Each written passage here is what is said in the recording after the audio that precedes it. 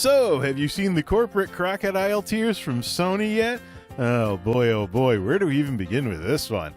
New prices effective starting on August 21st.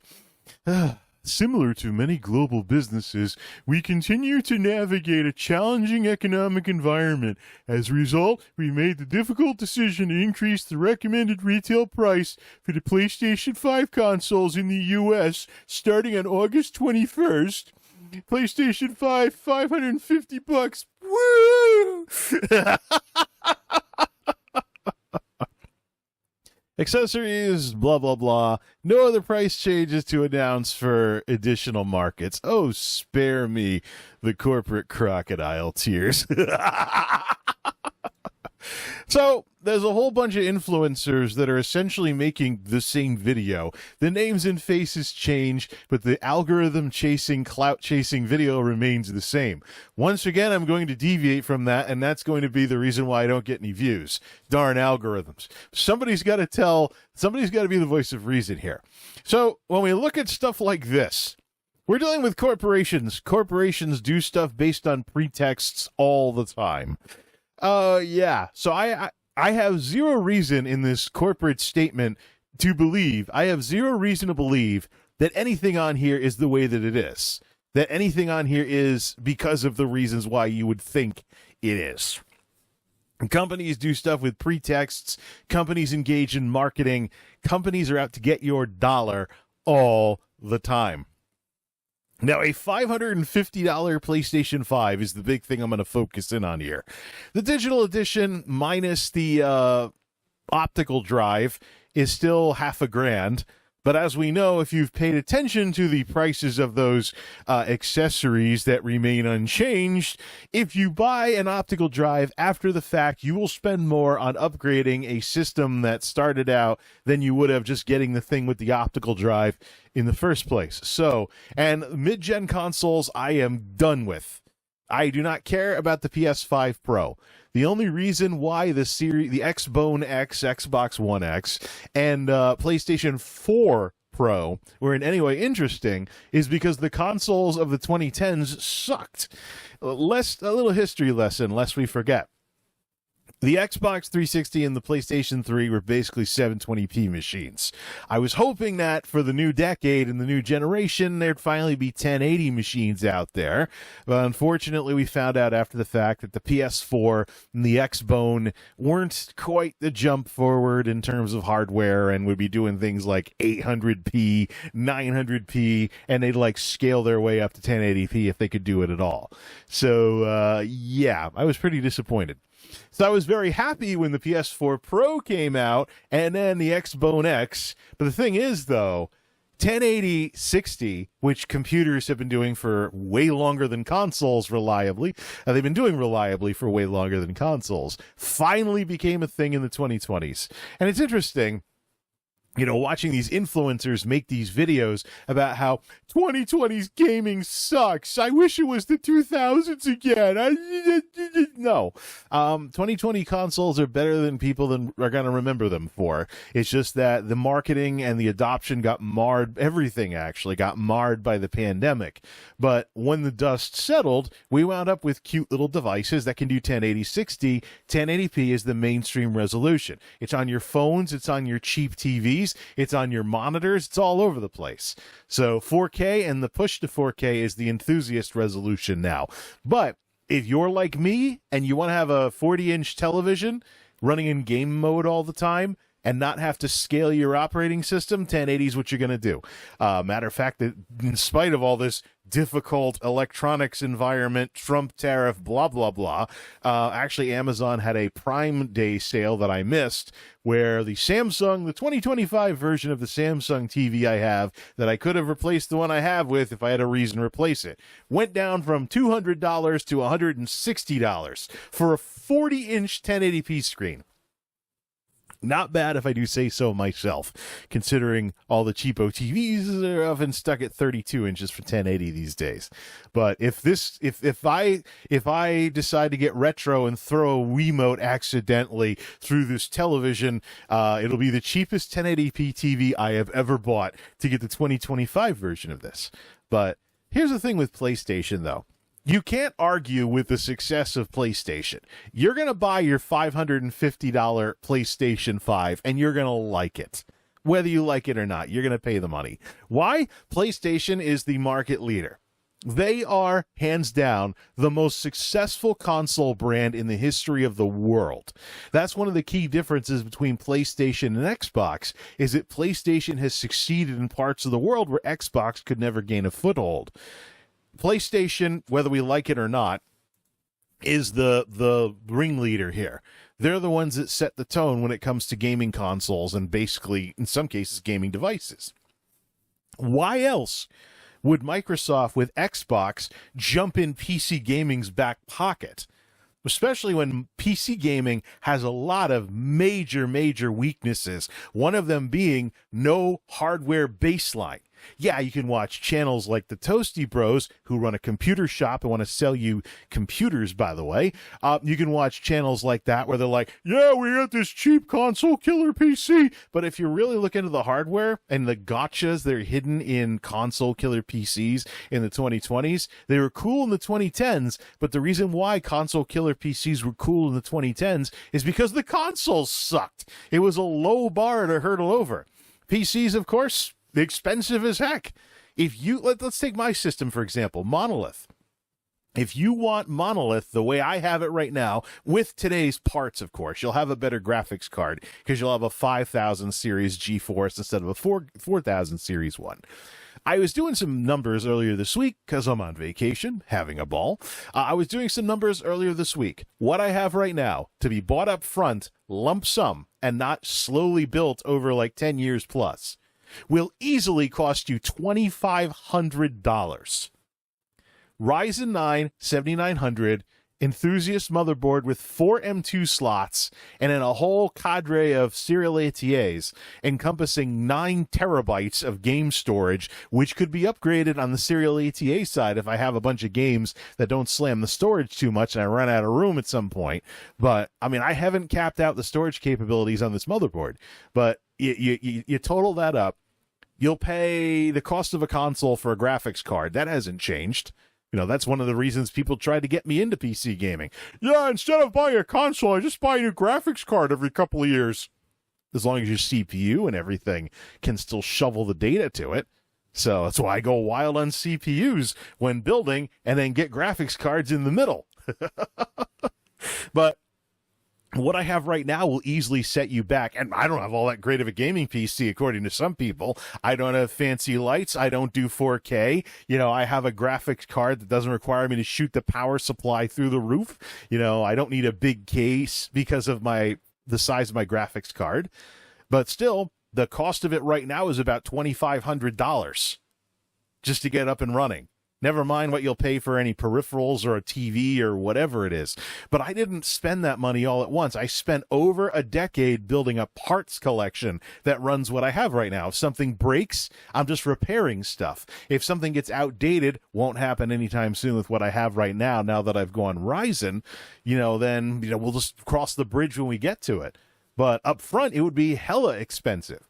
When you think about a $2,500 gaming PC, suddenly a $700-something PS5 Pro or PS5 Pro doesn't sound all that wild at all. I don't really care about the PS5 Pro, though. I don't really care about mid-gen consoles anymore. So let's stick with the baseline models. 1 terabyte, either PS5 Slim or Xbox Series X. And this is the meat of the whole matter when it comes to this whole pricing thing. Remember how I was talking about pretexts earlier? Well, guess what?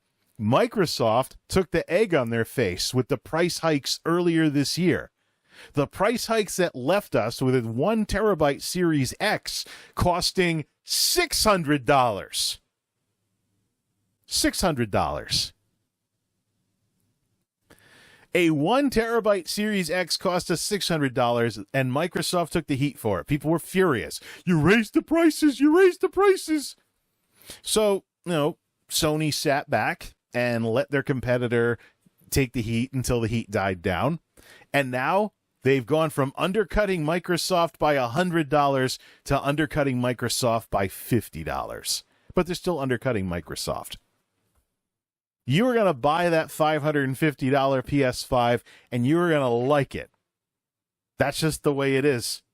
Adam Smith, the invisible hand of capitalism. Stuff's worth whatever somebody will pay for it. Don't want to buy a $550 PlayStation? Get a refurb. You know, if you wait long enough in the generation, refurbs, suddenly you don't care anymore. You know, is it really bright and shiny and new when the hardware's 5 years old? Get a refurb with a warranty on it, you know, or catch a sale. Historically, with electronics, Black Friday and back to school are the two biggest times of the year. For the entertainment side of things, more so Black Friday than back to school season.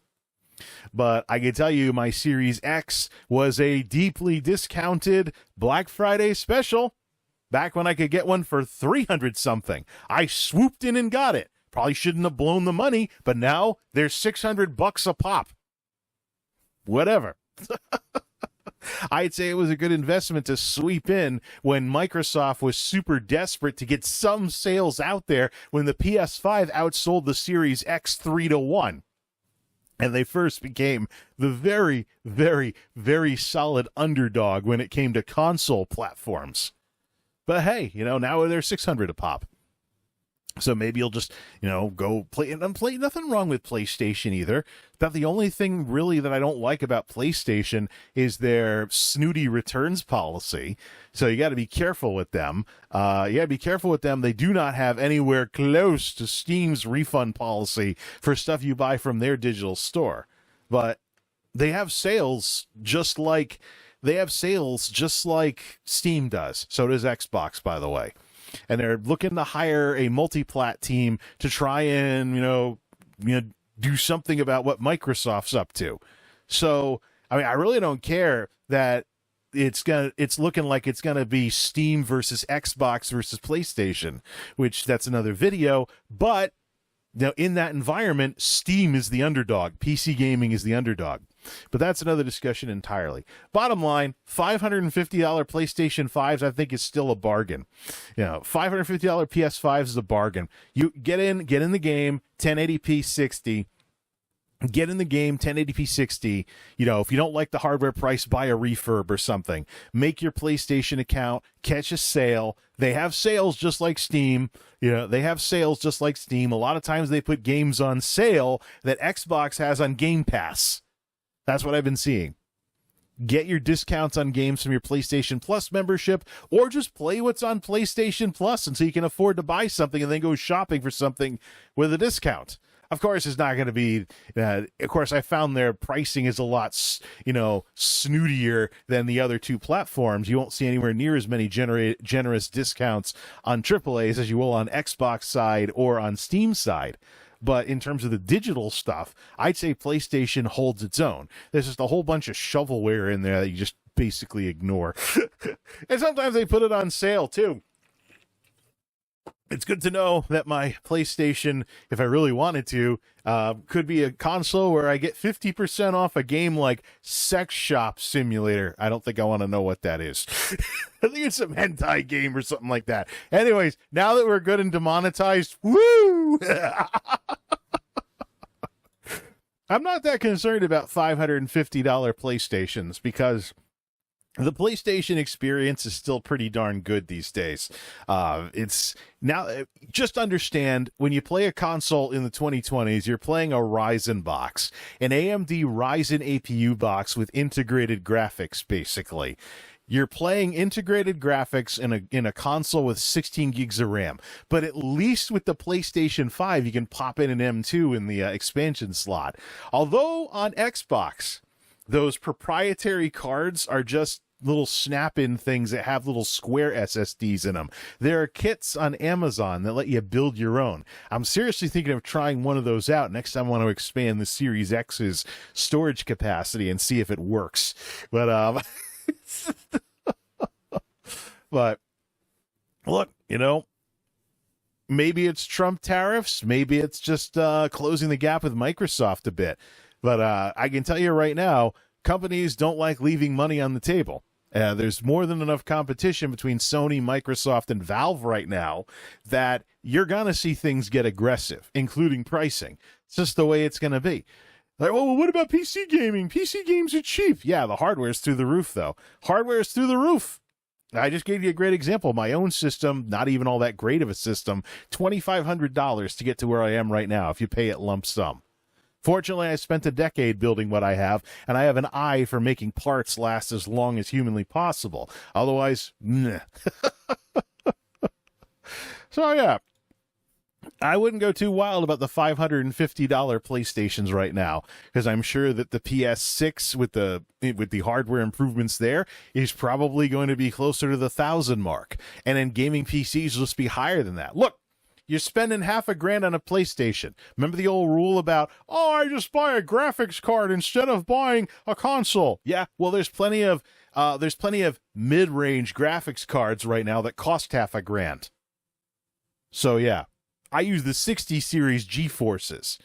I would spend like $400 something if I wanted to go to a 5060 Ti for my 4060. I think I'll run it into the ground a little more.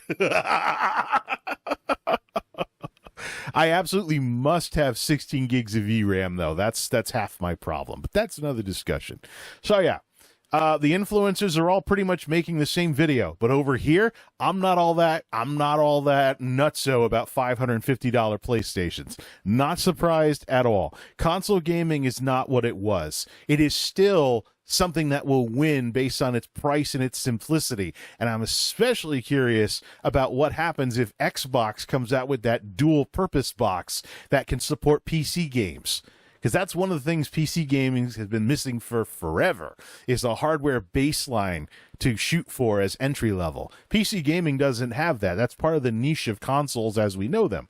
Might be the niche of PlayStation too. But let me just throw something out there before we end this video.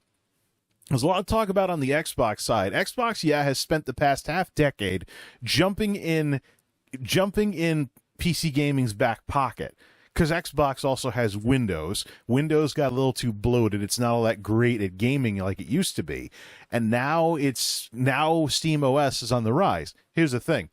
Imagine a world where Microsoft had dual-purpose Xboxes, and then Sony responded by cozying up to Valve to support SteamOS for a dual-purpose PlayStation that could handle your PC games in addition to your PlayStation games.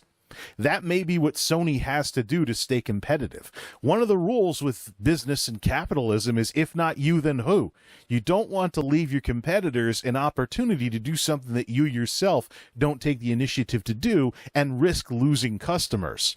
So I am extremely open to the idea of console gaming continuing its 20-plus year-long march towards becoming more like PC gaming, and also for both these major players to have a dual purpose box within the next couple of years. Because anyone who doesn't and sticks with the old business model, they're just going to get Blockbuster videoed. MultimediaJay out. Thanks for stopping by. It's a game over.